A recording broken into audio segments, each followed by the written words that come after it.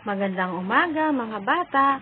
Ngayon ay ang oras na para sa ating MTB NLE 1. Unang markahan, unang linggo.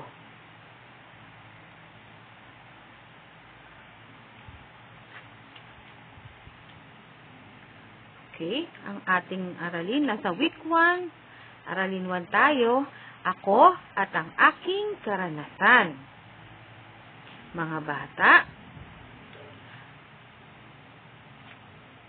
pagkatapos ng araling ito, ikaw ay inaasahang makapagbabahagi ng iyong sariling karanasan tungkol sa pamilya, paboritong pagkain, at alagang hayop.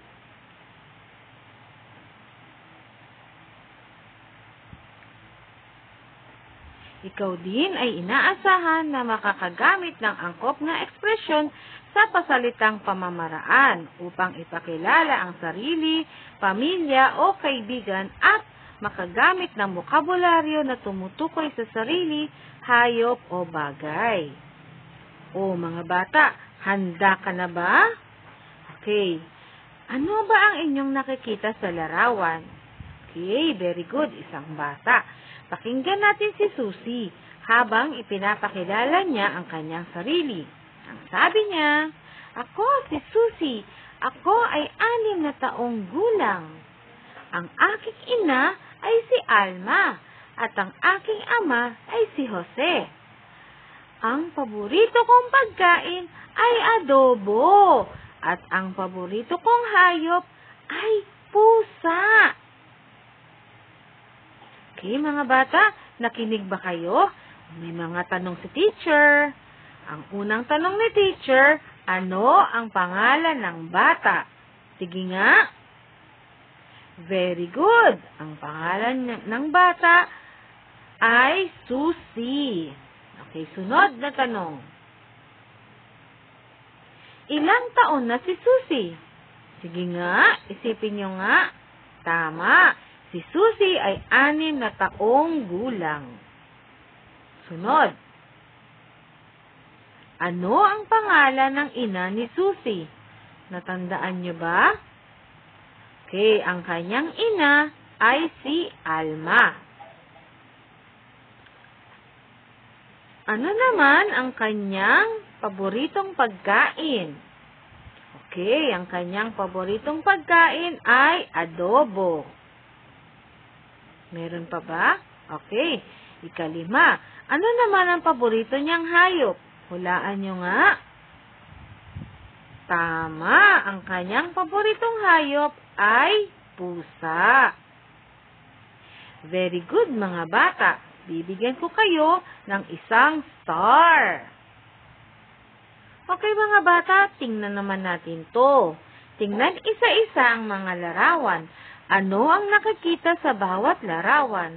Naranasan mo na bang pumunta sa mga lugar na ito? Meron dito makikita parang palaruan.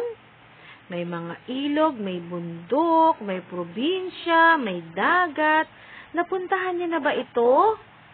Sige nga, kayo nga ay magkwento kay teacher. Okay, ang bawat batang tulad mo ay may kakayahang magsalita. Gamitin mo ang iyong kakayahan para magsalita upang kilalanin ang iyong sarili at ibahagi ang iyong karanasan. Okay, ano ba yung mga karanasan nyo kanina doon sa mga pinuntahan nyo? Mabuti at mapapakinggan niya ni teacher kung ito ay inyong ikukwento. Ngayon mga bata, kumpletuhin nga natin ang mga pangungusap na ito ng pasalita. Ano po? Ako ay si... Ano ang inyong pangalan? Ang aking ina ay si... Ang aking ama ay si... Kami ay... Sige mga bata, pakikinggan ni teacher isa-isa. Magsasalita tayo. Sabihin niyo po ang inyong mga pangalan. Very good. Mahusay mga bata. Ngayon naman, anong hayop ang mga nasa larawan? Isa-isahin nga natin ang mga nasa larawan. Tama, merong ibon, may kambing, ano pa? may bibe o pato, at may pusa. Okay. Kayong mga bata, may mga alaga din ba kayong hayop sa bahay? Maaari nyo ba itong sabihin kay teacher kung ano ang mga alaga nyong hayop? At may mga pangalan ba yung mga hayop ninyo sa bahay? Ayan, makikinig si teacher sa mga sasabihin nyo. Sabihin nyo ang mga pangalan nila. Okay. Ito, sagutan natin. Ibigay ang pangalan ng sumusunod na hayop. Ano ang masasabi mo sa mga ito? Ano ba itong una? Okay, ano ba to? Parang layon. Maliit na layon. At isang manok. Very good. Ngayon mga bata, maaari ba nating sagutan ito? O tingnan muna natin. Okay, meron tayong mga lugar, mga tao, mga pangyayari at bagay. Okay, ano-ano ba yung mga lugar na alam natin? Ano ito ang mga halimbawa, ha? May Valenzuela, Paaralan, Manila. May mga tao naman, ang pangalan ay Grace, Guro, Sara. Ang mga pangyayari naman ay kaarawan, bagong taon, binyag. At ang mga bagay ay lapis, upuan, at krayola. Ngayon mga bata, kayo naman po ang maglagay. Ano kaya ang tawagin natin sa Maria at Jose? Sa lapis at baso, sa Bulacan at Laguna, sa birthday at fiesta. Sagutan nga natin ito. Okay. Inyo po itong kopyahin sa inyong notebook at lagyan ng tamang pangalan ang patlang gamit ang halimbawa na nakasulat sa chart katulad ng mga binanggit ni teacher. Okay, lagyan nyo ng tamang pangalan sa itaas. Very good. Ngayon naman, para sa ating isa pang gawain, kung natapos nyo na yon, basahin nyo naman ang mga tanong at piliin ang titik ng tamang sagot. Isulat sa sagutang papel ha, mga bata, o sa notebook. Number 1. May bago kang kaklase na nagtatanong kung ano ang pangalan mo. Alin sa mga sumusunod ang iyong isasagot? A. Kamusta ka? B. Magandang umaga. C. Ako, si. D. Ako ay 6 na taong gulang na. Sige nga, isulat na po ang inyong sagot. Number 2. Ang tunog ang nilikha nito. Anong tunog ang nilikha nito? Pasensya na po. A. Tweet, tweet, tweet. B. Tik-tak, tik-tak. C. Ngiyaw, ngiyaw. D. Oink, oink, oink. Okay, ano kayang tunog niyan? Okay, sumunod. Pagmasdan ang larawan ng sasakyan. Anong tunog ang nililikha nito? Ano ang tunog ng sasakyang ito, ng eroplano? A. Weng, weng, weng. B. Eng, eng, eng. C. Wee, wee, wee. O D. Pipip, pipip, pipip. Hulaan nyo nga. Number 4. Alin ang tunog na nilikha ng isang baka? Ano ang tunog ng baka? A. Kring, kring, kring. B. Moo, moo. C. Prr, prr. O D. Nyaw, nyaw. Okay, sagutan niyo na. Okay, at narito naman ang mga sagot, tamang sagot. Okay, tumingin, huwag niyo nang palitan yung mga sagot niyo, tingnan niyo lamang kung tama kayo. At next, meron akong isang maikling kwento. Ang aking maikling kwento ay ang pamagat at ang aking mga alaga ni Lea Bernadette P. De Leon. Makinig na mga bata o kaya sabayan niyo ako. Masaya ang umaga ko sa piling ng mga alaga kong hayop. Tik-tilaok, tik-tilaok, nanggigising na tunog mula sa aking tandang. Meow, meow, meow, malambing na pusa sa akin ay bumati. Aw, aw, aw, sigaw ng asong bantay ng bahay. Moo, Tawag ng baka na damo ang hanap. Unga, unga. Nagmamadaling sigaw ng masipag na kalabaw na kay tatay tumutulong sa bukid. Oink, oink, oink.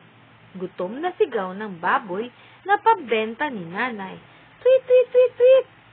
Awit na mga ibong aking pinapatuka.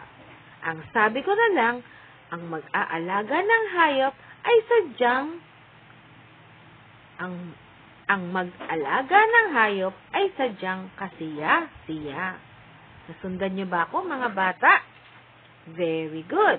Narito yung mga larawan ng mga hayop na binanggit ko sa kwento. Gayahin niyo nga ang mga tunog nila. Tama, very good. Okay, para sa huli, ang ating gawain ay tingnan ang mga larawan.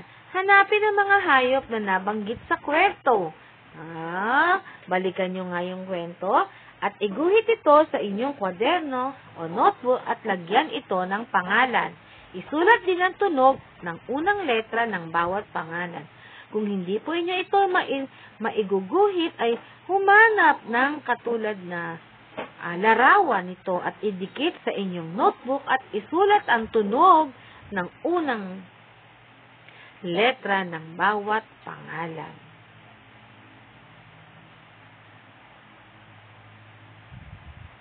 Halimbawa, lagyan natin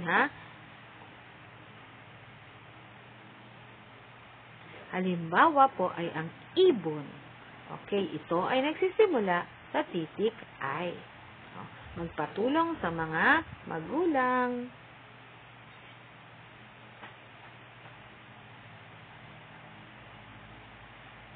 Okay, mga bata, ano kaya ang kakayanan ng isang batang katulad mo? Ano ang nararapat gawin sa mga kakayanan ito? Ang bawat bata, tandaan natin na ang bawat bata ay may kakayahang makapagsalita at makapagbahagi ng tungkol sa sarili at sa mga may karanasan. Huwag mahihiya na ibahagi ito sa iba. Gamitin ang kakayaang ito sa maayos na pamamaraan. Tandaan niyan, mga bata. At sa ating pagtataya, sabihin po ang inyong kumpletong pangalan, edad, pangalan ng iyong ama at ng ina. Okay? Maaari niyo itong sabihin sa inyong mga magulang.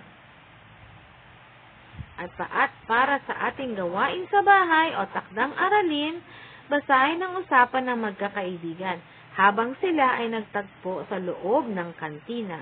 Alin ang magagandang salitang nagamit nila sa kanilang usapan? Isulat ito sa inyong notebook o kwaderno. O basahin niyo na lang, mga bata, at sagutan. At dito nagtatapos ang ating pag-aaral, ang ating lesson sa Mother Tongue ngayong umaga. Paalam na, mga bata, at hanggang sa muli. Paalam!